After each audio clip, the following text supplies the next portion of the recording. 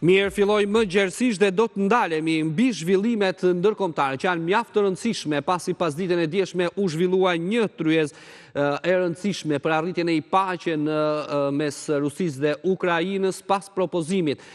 prej 28 pika të administratës amerikane të drejtuar nga Donald Trump dhe ku u zhvillua mbledhja në Gjenevë. Por për të marrë më shumë informacione do të lidhemi me kolegun tonë të zhvillimeve ndërkombëtare Arlind Isa. Përshëndetje Arlind, çfarë dimt deri më tani, çfarë ka thënë Rubio dhe Zelenski pas takimit në Gjenevë?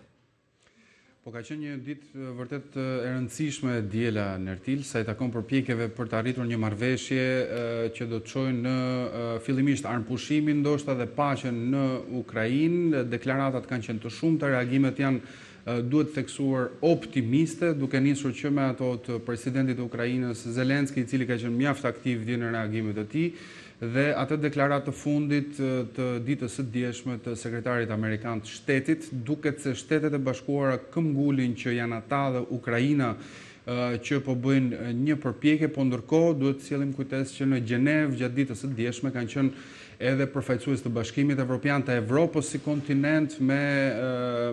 këshilltarët kryesor të sigurisë kombëtare, të cilët ishin stacionuar në hotel interkontinental në Gjenevë, ku ka qenë një ditë mjaft e ngjeshur diskutimesh, bisedash, negociatash, të cilat me sa duket, nga sa lexojmë nga deklaratat e dhëna nga zyrtarët e nivelit lartë, janë të mira. Pra kemi një produkt edhe pse është i paqartë, pra përmbajtja e tij, forma e tij nuk ka detaje publike, sidomos referuar deklaratës së sekretarit amerikan të shtetit, por lajmet sipas deklaratave janë të mira. Shtëpia e Bardhë pas sekretarit amerikan të shtetit nxori një deklaratë publike në faqen e saj zyrtare online, duke thënë se së pari ka bërë një deklaratë të përbashkët, pra janë Shtetet e Bashkuara dhe Ukraina të cilat japin këtë deklaratë, ku thonë se të dy palët kanë rënë dakord në konsultime për një produkt i cili ka qenë mjaft produktiv, pra këtë diskutimet kanë qenë dhe treguan një përparim domethënës dhe kanë afruar pozicionet për të identifikuar hapa të qarta të mëtejshme. Për të saktësuar çfarë sekretari amerikan i shtetit tha dje, tha se plani është shumë i mirë, jemi afruar shumë në qëndrimit të dy palëve, tashmë kemi diçka konkrete, më konkrete se më parë, pra jemi në një produkt shumë më konkret se sa që kemi qenë në të gjithë këto 10 muaj të përpjekjeve ndërkombëtare për paqen në Ukrainë, dhe që tashmë do t'u çojmë rusëve, pra palës tjetër, të cilët gjatë ditës së djeshme ose gjatë gjithë kësaj kohe kanë qenë në pritje për atë se çfarë do t'u dërgohet për të arritur në një produkt të gjithë pranuar. A ka dallime mes Arlind, për shembull mes planit amerikan dhe le të themi çfarë kanë deklaruar liderët e Bashkimit Evropian, sidomos kancelari gjerman? Plani amerikan mos gaboj përmban 28 pika. U fol për një plan me 28 pika, të cilin amerikanët e kishin lënë në tavolinën e Ukrainës me një farë arrogance, pra që pranoi ose lëre, dhe me një afat që ishte dita e enjte e kësaj jave të cilën sapo kemi filluar. Evropianët raportohet dhe u publikua rodhi në media dje një kundër propozim, pra një plan i dytë me 24 pika, i cili do t'i bënte një farë oponence planit presidentit amerikan Donald Trump, pra 28 pikat e Trumpit kundrejt 24 pikave të planit të Bashkimit Evropian. Ka dallime, në të paktën 8 pikat të tyre në 8 çështje më së paku, për t'i cituar për armëpushimin, për territoret, për kufizimet mbi ushtrinë ukrainase, antarësimin e Ukrainës në NATO ose jo, është një çështje mjaft e rëndësishme kjo,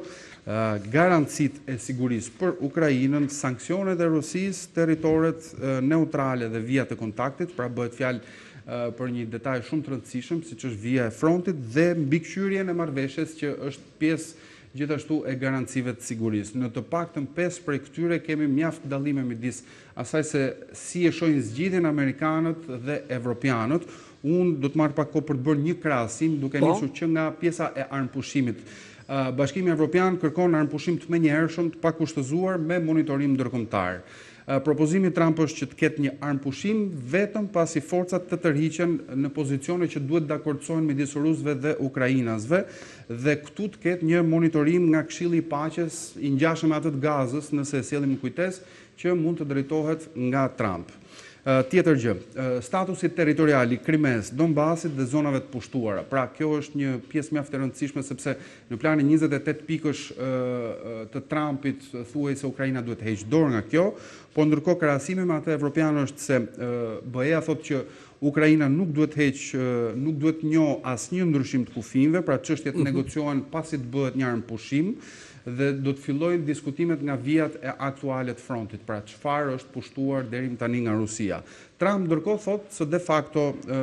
Ukraina duhet njohë Krimen, Donetskun dhe Luhanskun si territore ruse. Këto janë dy krye çështjet të cilat përbëjnë dallimet e forta midis SBA-ve dhe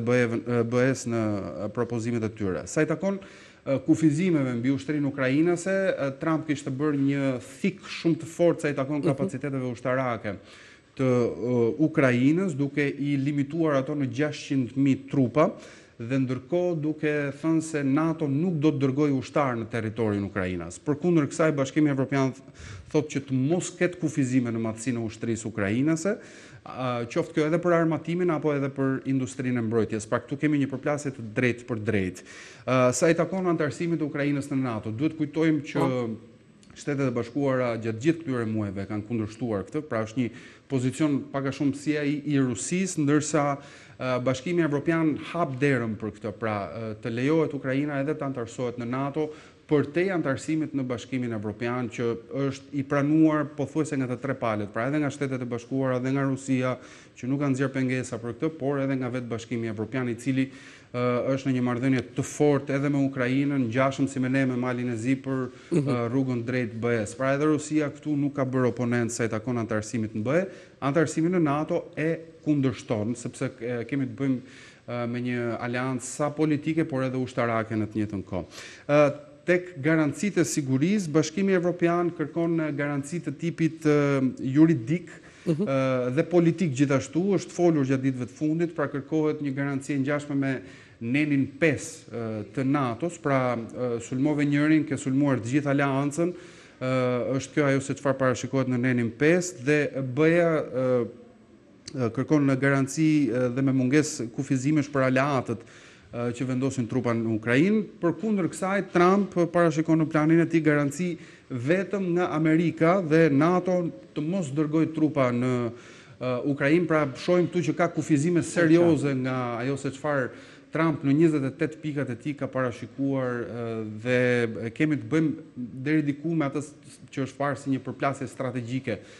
tek kjo pikë propozimi ajo e Bashkimit Evropian dhe e Shteteve të Bashkuara të Amerikës. Duhet theksojmë, pra unë sollën një krahasim këtu të 5 çështjeve kryesore ku qëndrojnë Shtetet e Bashkuara dhe Ukraina, duhet theksojmë që një plan, një kornizë e qartë nga zyrat apo hollet ku janë diskutuar dje mes delegacioneve amerikane, ukrainase dhe evropiane, zyrtarisht nuk është publikuar ende. Rubio tha që edhe nëse më shihni mua këtu në korridor duke biseduar me gazetarët, negociatat, diskutimet do të vazhdojnë për gjatë gjithë orëve në vijim, pra edhe në momentet që flasim, ekipet diplomatike dhe negociatore dhe këshilltarët e sigurisë vijojnë jep marrjet të diskutimeve, propozimeve, pra dikush hedh një detaj tjetri e merr, diskuton për ty. Dhe duket se po shkojmë drejt rënies së afatit që ishte për këtë ditë të enjte të kësaj jave ku kemi hyrë tashmë, edhe në mediat ukrainase lexohet një farë optimizmi për këtë, sepse e ul disi trysnin nga Zelenski dhe të gjithë njerëzit pranë tij për të analizuar në kohë rekord atë se çfarë do t'i lihet në tavolinë. Gjithsesi,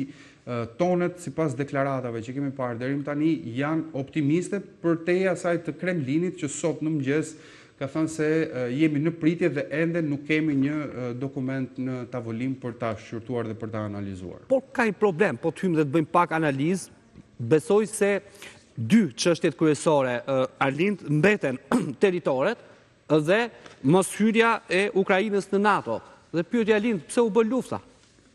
Dhe a do të jetë e gatshme Ukraina dhe sidomos Bashkimi Evropian të pranoj lëshimin e këtyre territoreve përjashto Krimen, e cila është marrë që në 2014. Kjo mbetet për të parë, sepse pas kësaj faze gjykohet që do të ketë negociata të drejtë për drejta midis Ukrainës dhe Rusisë. Është folur që Zelenski duhet gëlltis shumë, le të themi, propozime të cilat kanë ardhur në pikën kritike kur gota po derdhet dhe nuk ka ku të shkojmë më e gjithë historia, e gjithë dinamika e luftës, sepse ka humbi nga të dyja palët, qoftë në njerëz, qoftë në kapacitete ushtarake dhe në ekonomi mbi të gjitha. Ne kujtojmë pak ditë më parë, Zelenski u drejtua popullit të tij me një mesazh, e shpërndar nga presidenca, ku tha se jemi në një pikë kritike të historisë sonë. Ose duhet të humbim dinjitetin, ose do të humbim një aleat siç janë Shtetet e Bashkuara të Amerikës. Deri në publikimin e detajeve konkrete të një kornize, të një marrëveshje kornizë që do t'i çohet dhe Kremlinit, Moskës në tryez për të negociuar, për të nisur më pas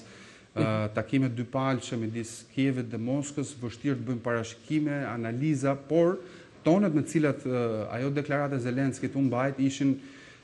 deri diku të tensionuara, të mërzitura, shqetësuese në sy të shumë analistëve dhe thonë që Ukraina